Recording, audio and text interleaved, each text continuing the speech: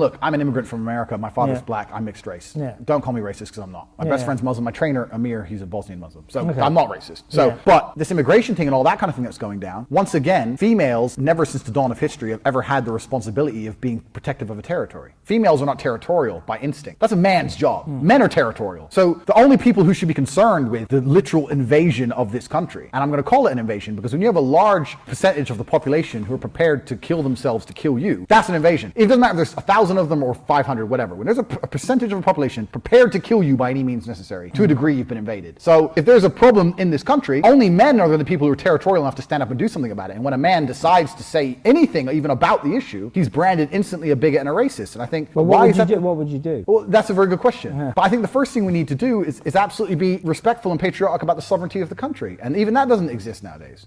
You ask the typical English person, like, are you proud of England? Oh yeah.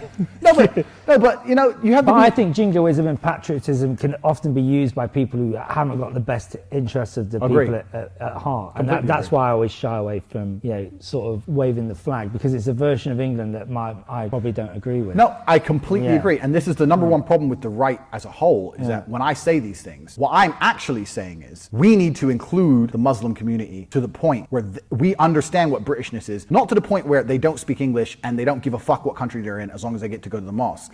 That's not British. We need to include the Muslim community to the point where when they do hear something of an extremist nature, they're straight on the phone. Because when someone says to me, well, no one knew anything, he was a lone wolf. Bullshit. That's bullshit. But so there is a lot, to be fair, you know, there is a lot of, you know, people dobbing other people in. It does happen quite a lot, because, you know, the guy in Manchester, you know, people were ringing up about him and they weren't doing anything about it. My very simple view on it is that the only people who can fix Islamic extremism are Muslims. I cannot come along and tell an Islamic extremist that he's wrong about the Quran. He would not respect my opinion. Tell him about depression. Yeah, exactly. Tell him about pretty much everything else. But only Muslims can fix this. So it is an Islamic problem. I'm not saying that they're all terrorists. I'm thinking it's an Islamic problem that must be fixed with Islamic within the community. But people are so cowardly nowadays, they don't even want to stand up and say it's an Islamic problem. They don't even want to diagnose the problem. If you have a business and the problem's in manufacturing, but you don't want to know you don't want to even diagnose what the problem is, you want to start yelling at the sales guys, your business is going to fail.